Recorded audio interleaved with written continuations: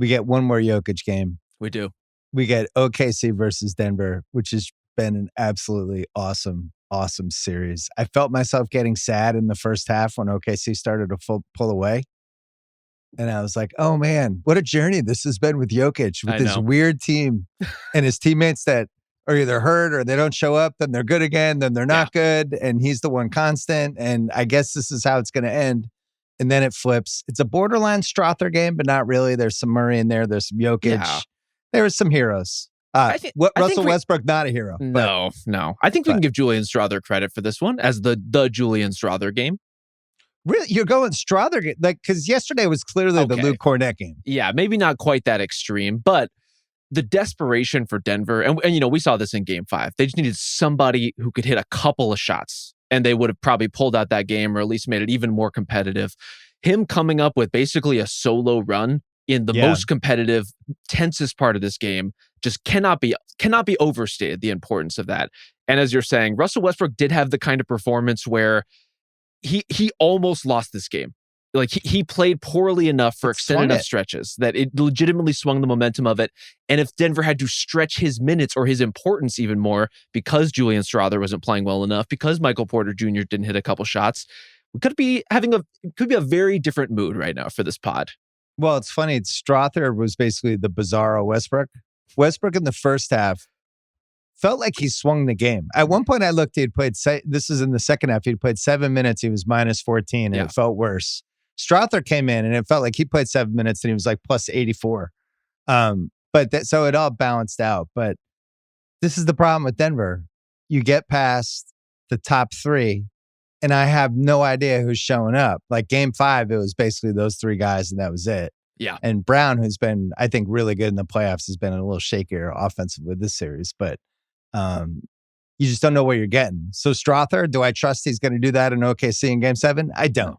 But weirdly, OKC has the same issue where they're dying for somebody to have a little 3-minute run, right? They don't know.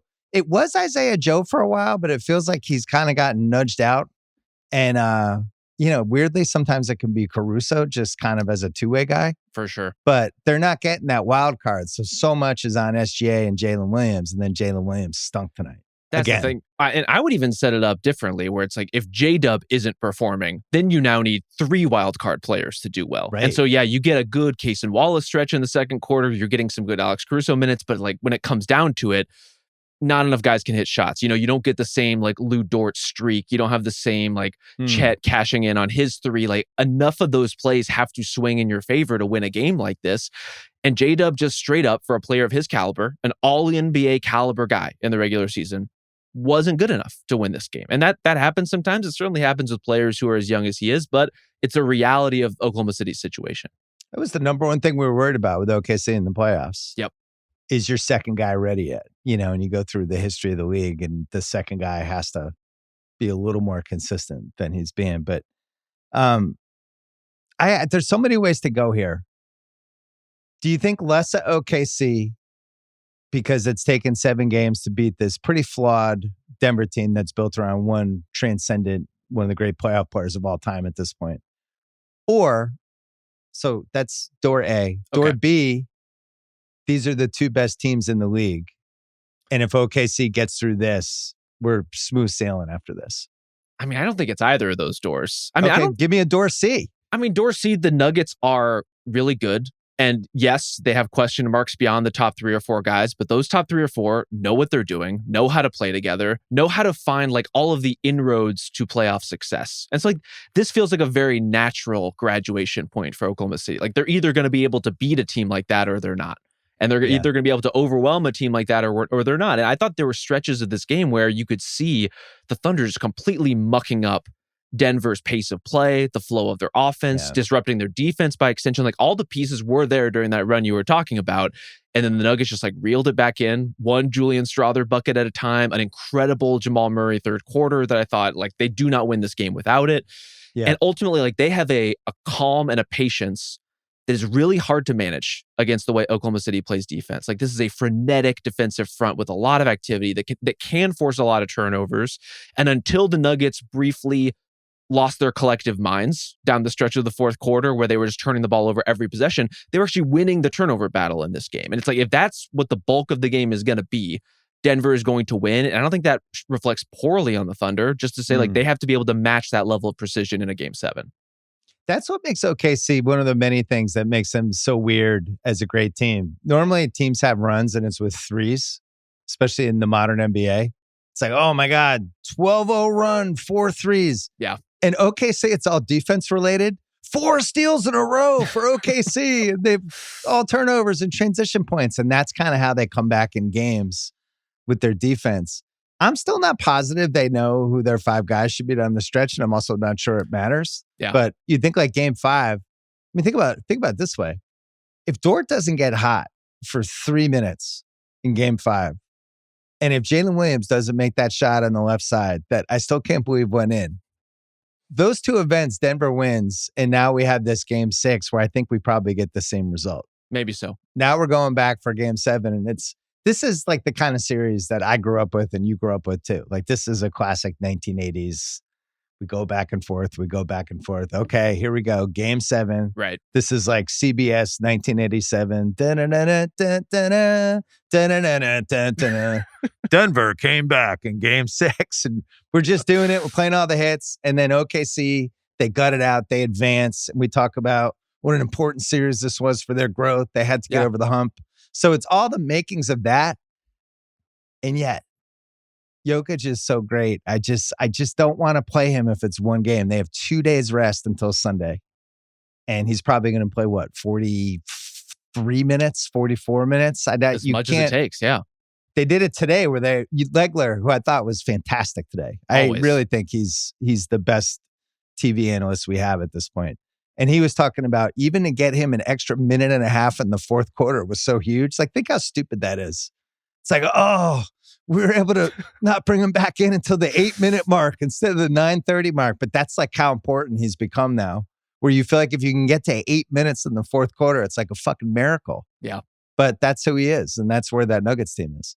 I wonder if we'll see more of that from the Thunder too in game 7. I mean, obviously it's a season on the line game. Everyone's going to play a little bit more. But relative to this one, yes, there were a couple of Thunder players who were in foul trouble and that shook up the rotation.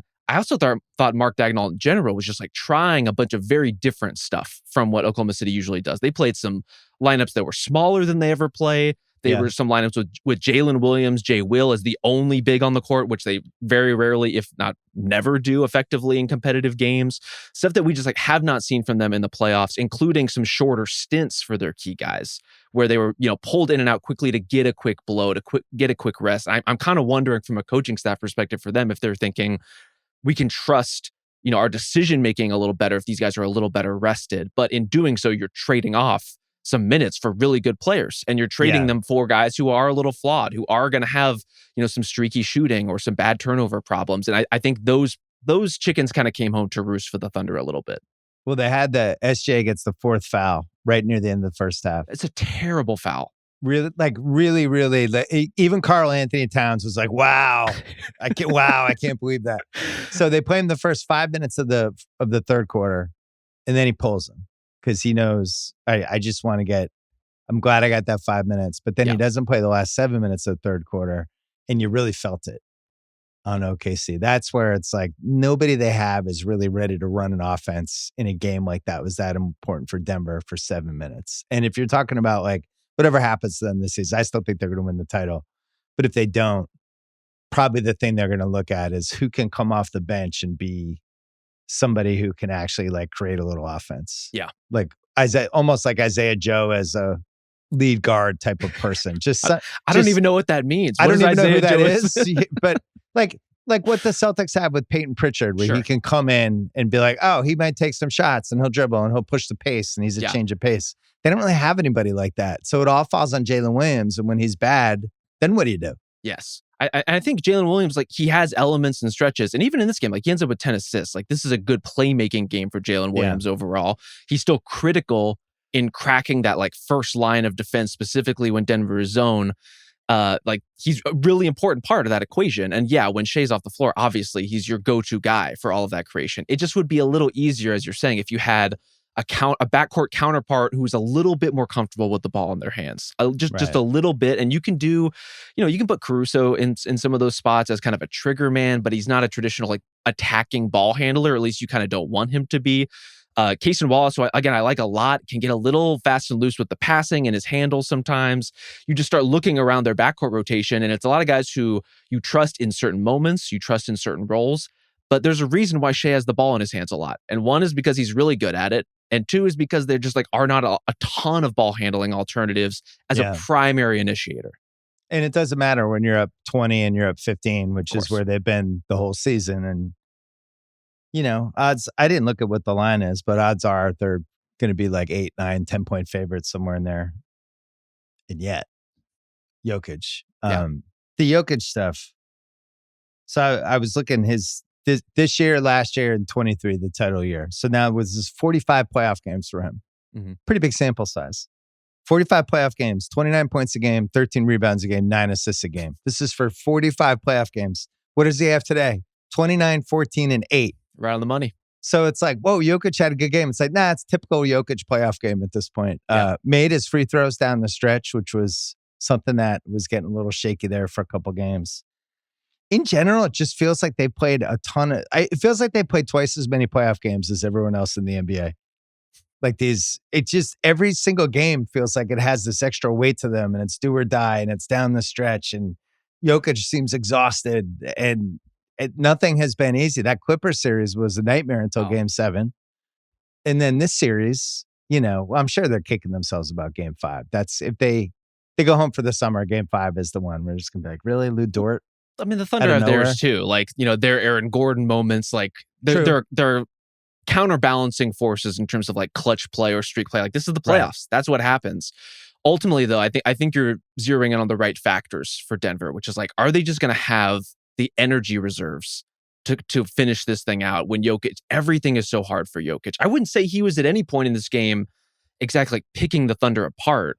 No. It was more Oklahoma City is deciding they're obviously going to crowd the lane and put as many bodies around him as possible. They're going to try to stay attached to Jamal Murray, and they're basically taking away the Aaron Gordon lob from Jokic. And they're just saying, Christian Brown, Russell Westbrook, Michael Porter Jr., Peyton Watson, Julian Strawther in this one, like, we're just going to trust that we can rotate out to you fast enough to mess you up, whether it's taking the shot or putting the ball on the ground.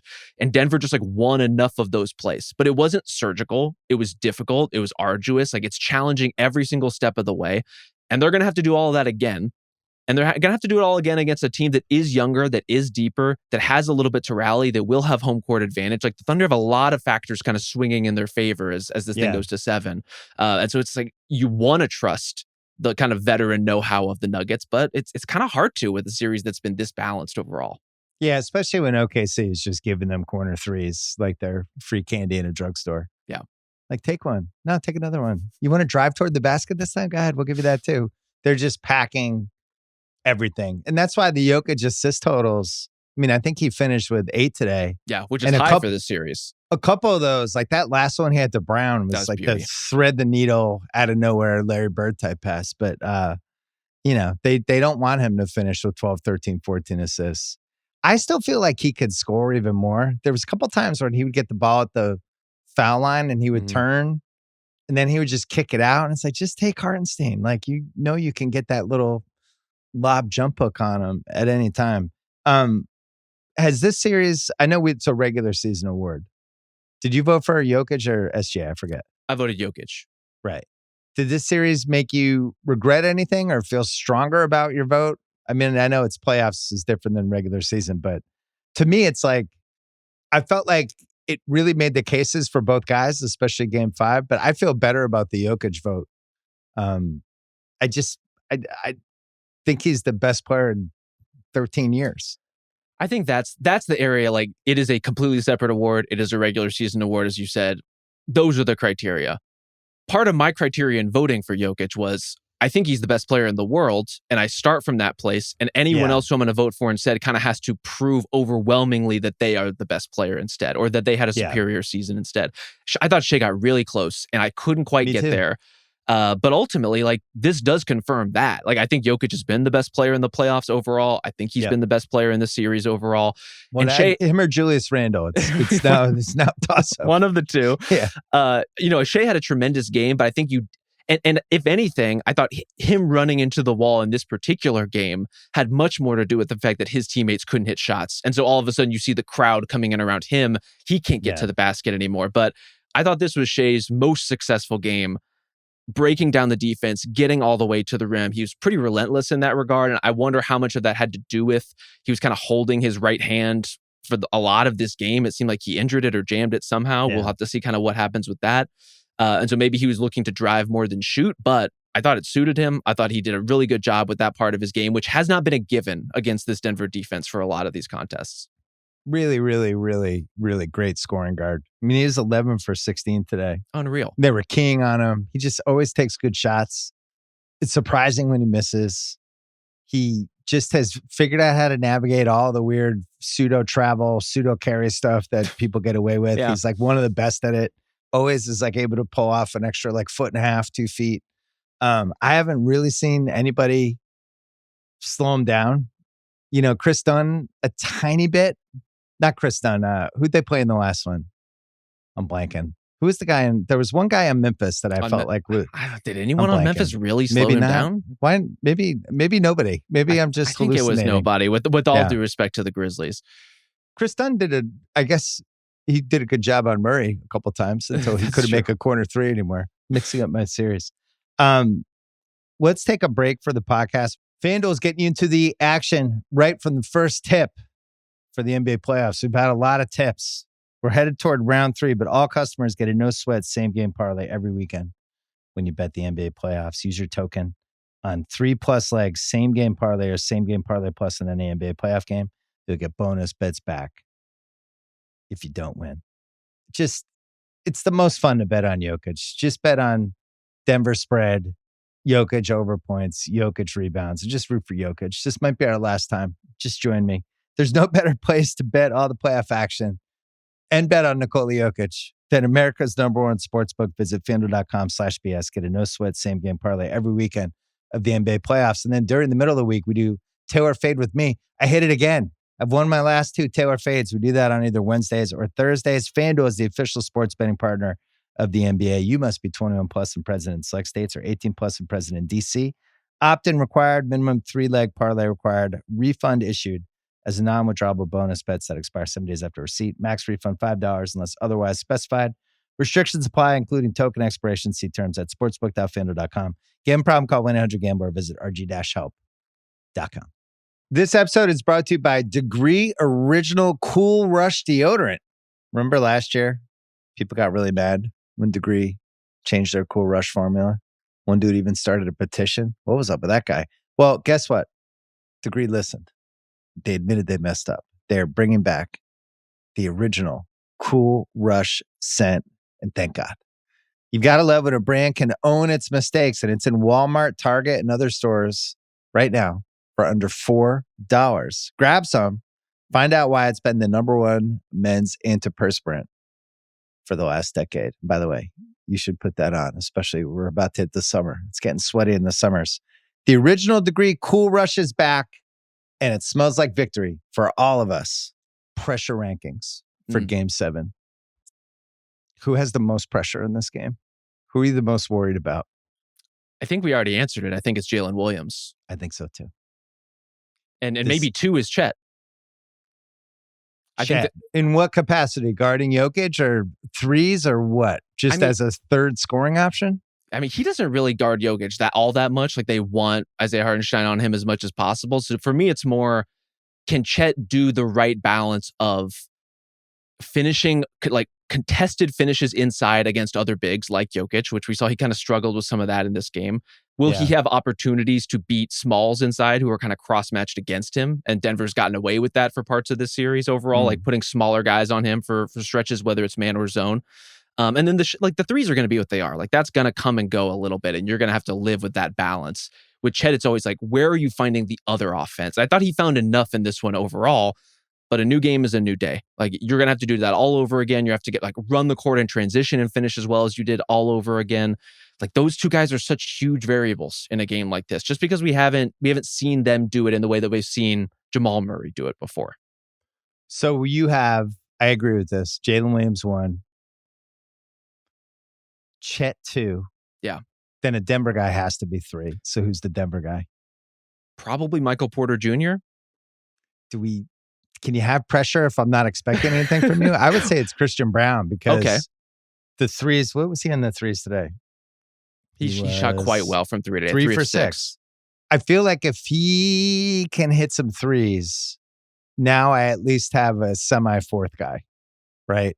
And Porter is just, I have no idea what I'm getting with him. And I mean, Porter just seems, I feel bad for him because I don't think we knew he was hurt in the Clippers series, at least for a couple games. Now we know, like we're going to find out after the season. It's quite bad. Yeah, we're going to find out he has like torn ligaments in his shoulder or whatever it is. But it's just too erratic. He's better than he's playing. He is better than he's playing. I think the trade-off is Christian Brown, regardless of whether he's hitting threes or not, will get you cutting baskets, will get you transition baskets, will play great defense at whether it's at the top of that zone or guarding someone like Shea for the majority of these games. Like he's going to provide value. When Michael Porter Jr. isn't hitting shots, he doesn't provide a lot of value. And you saw some plays where he was just getting not only, like beat on ball, but beat backdoor, beat in rotation. Like just, they need that. And like Christian Brown, I think to me is there. Like he's going to, his offensive contributions are going to vary a little bit. You have the rock solid top 3.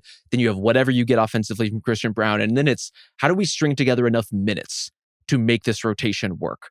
And not only did you get good Julian Strawther minutes in this game, I thought you got really good Peyton Watson minutes for stretches, like offensively, not exactly what you want, but his block on J-Dub in transition in the fourth quarter was one of the biggest plays of the game.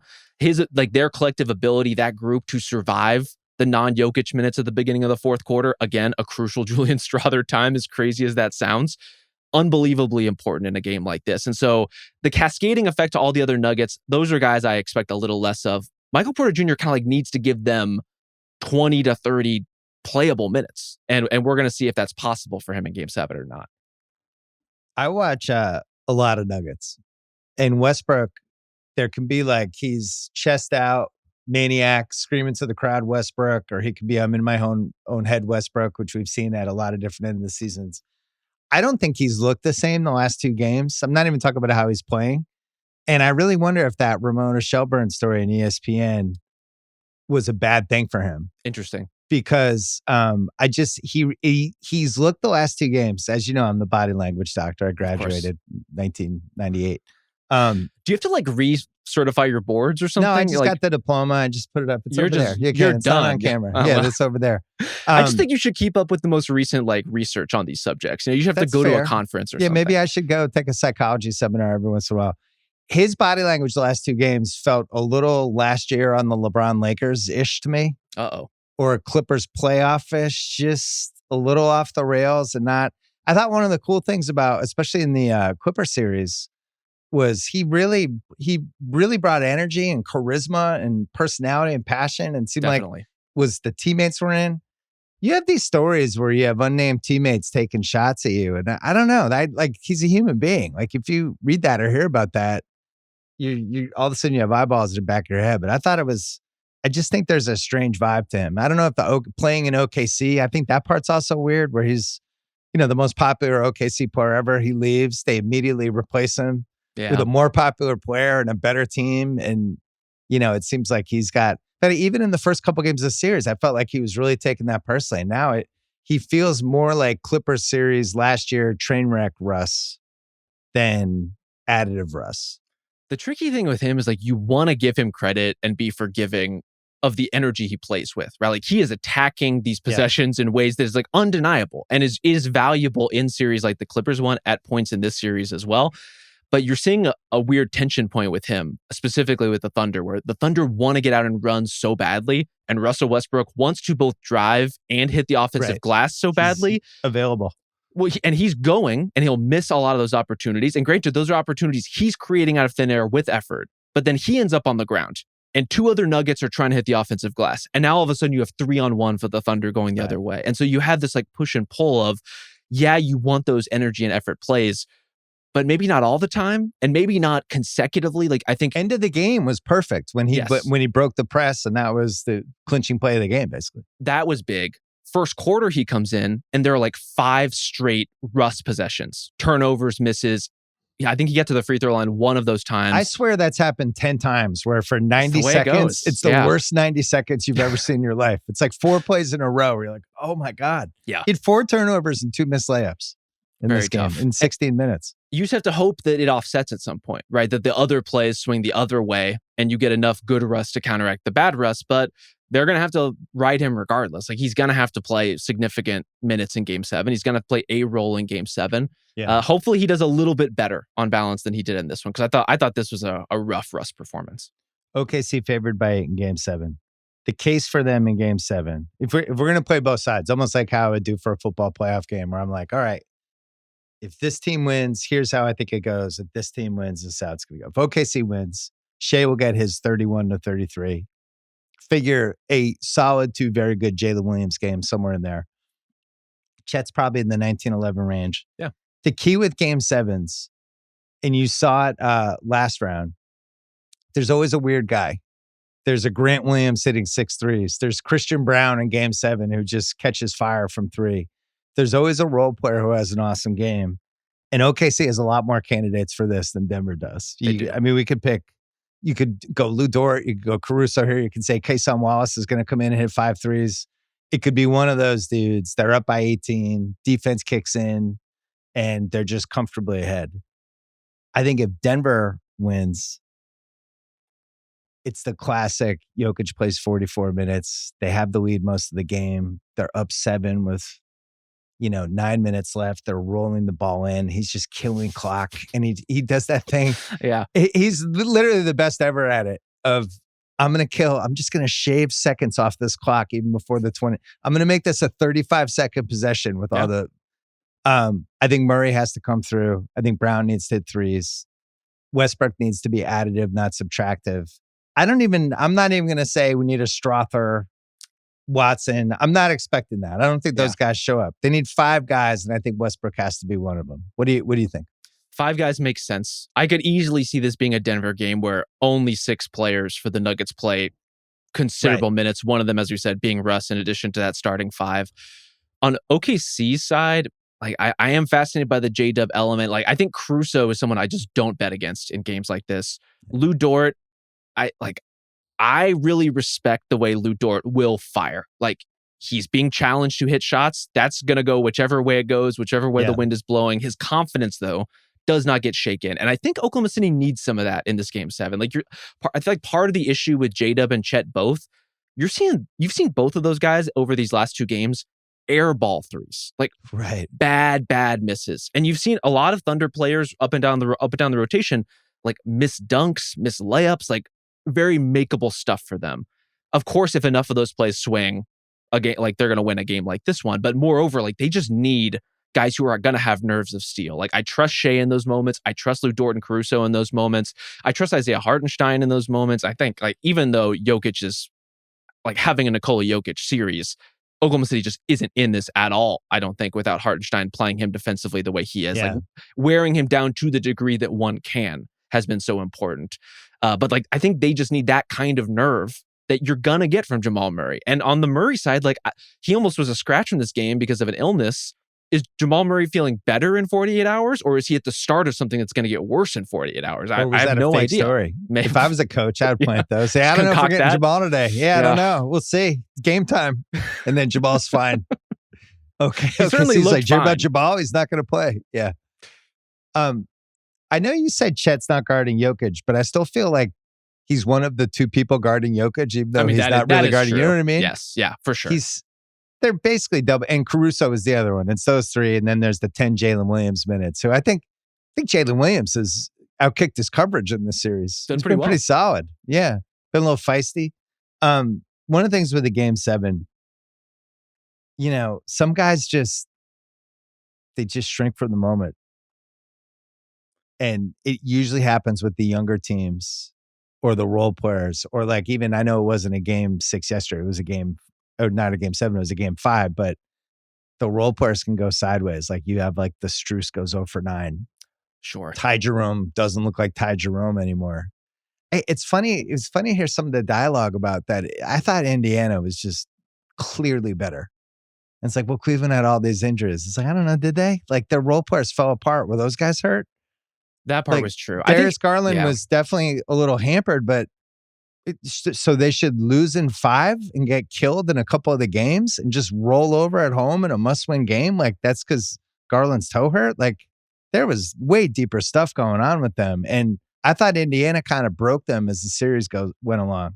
Yeah. I think that has to be Denver's goal in Oklahoma City. It's a young team. Can you break them? Can you make them doubt themselves? Can you be super physical with them? And you have this just monolith at center who needs 2 guys to stop him at all times. And can he just elevate everybody? Nothing against them. That's definitely the model. Yeah, they're like the mental game has to be a huge portion of it for Denver. Like in the case of a Nuggets win, it is wearing them down. It is putting enough pressure on the Thunder where they have that second or third quarter swoon where they just go completely off the rails. I just think with OKC, that's pretty tough to do generally, unless you see kind of, even in this game, like they weren't hitting shots, but I thought they stuck to their process. I thought they kept executing on defense. Like they are who they are for a reason in terms of their dominant regular season, and the Nuggets who they are for a reason in terms of their ability to pull out series like this. And so like I think the Thunder are a tough team to take off the tracks. I think that there are going to be times where, they show their youth more than others. I would be shocked if OKC gets like really shaken up to the point that they just fold. That just doesn't really seem to be in the DNA of this group. You know, when I went to that game 4 of the Clippers series, which was just the best game I've seen in 8 years, and the Nuggets came out, it was clearly like a game 7 for them. And they had all these things they wanted to do. And one of them was Gordon was just going to really, really attack Kawhi 94 feet and was really aggro physical. And Jokic was just a maniac yelling at the refs. And I think if they come out that way, I think they can win. I think if Gordon comes out like, I'm taking Jalen Williams out of this game, I think I can get into his head. I think I can bang guys around. I think I can control the boards with Jokic. I think we can get the rebounding advantage. I think we can talk shit. And you get Murray talking shit. And I don't know. I even though they were the champs 2 years ago instead of 1 year ago, I hate playing teams that have been in a lot of games like this. Of course. So this is it. If OKC gets through this, they win the title. I just don't think anybody stops them if they win this game. I think that's what it is. Like, I'm not sure if Denver is definitively the second best team or not. Assuming that Oklahoma City is the best, like if these are the top 2 teams or not. But if Oklahoma City can survive this, then they are unquestionably good enough to win it all. I mean, I thought that regardless, I picked them as my choice to win the title coming in. I maintain that. I think they will pull out Game 7, but this is what you got to do it. Like, I mean, this is nut crunching time of the highest order, a Game 7 against the Nuggets, and they're going to have to prove it every possible way. Indiana versus OKC, if that ends up being the finals, it's pretty good finals. I love Indiana. I really think they know who they are, and I think they're really hard to play, and I think they're not afraid of anybody. You're listening and watching the Bill Simmons podcast presented by FanDuel, our friends, America's #1 sportsbook, and they've made it easier than ever to get in on the action during an NBA playoff game, even after tip-off. Just look for the live SGP tab on the FanDuel Sportsbook app and build your own bet slip, then sit back, relax, track the outcome of your parlay right in the app. And if you don't already have it, download the FanDuel app today to make every moment more. The Ringer is committed to responsible gaming. Please visit rg-help.com to learn more about the resources and helplines available and listen to the end of the episode for additional details. Must be 21 plus and present in select states. Gambling problem? Call 1-800-GAMBLER or visit rg-help.com.